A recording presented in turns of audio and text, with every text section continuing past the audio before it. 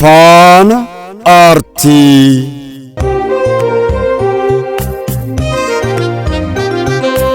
Faana Aartii.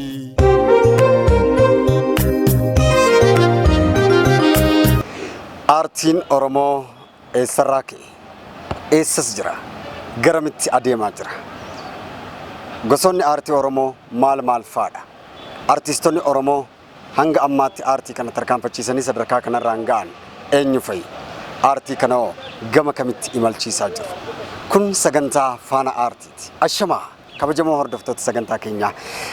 Sagantaan Faana Aartii keenya torbanitti yeroo mara keessummaa haarawaa tokko qabatee wantoota haarawaadhaan isin bira ga'uudhaaf YouTube, Telegram, Facebook fi miidiyaalee hawaasaa adda garaatiin isin bira ga'uudhaaf qophiisaa tokko jedhee jalqabee jira.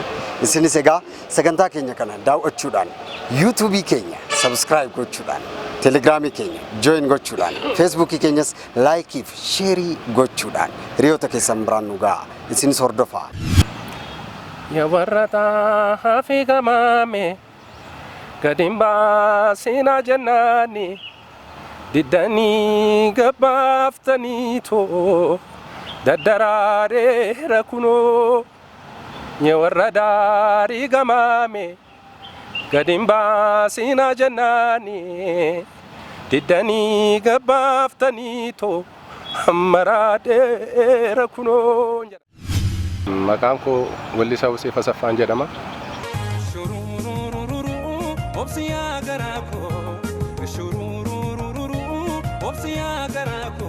Sabooddee Ilfinesh jirti. Ilfinesh Qantoo harmee kutisheetu baatee na guddisee Ilfinesh Qantoo. Ndaanqooni xiyyaara saakoo laftoo garaa bariyaa shoree koo eessa koo jibbii teessi toobsee koo nakkas galagalii qablaphee koo. Yaa saba Jimmaa akkam naguma wallaan soon itti fufeeramoo akkamuma sookoof sorgoodhaan itti haasaa deemna. Siigala yeroo sana gaan kutannoon jira. Aballiin keenya birrijaadha. Aballi birrijaa beektaa? Garuu barakata qaba. Baay'ee wanta baay'ee bita beektaa? Lallaafaa miriindaa yeroo sana qorcoo turte qorcoo inni dur sumuunee dhamte qorcoon sun.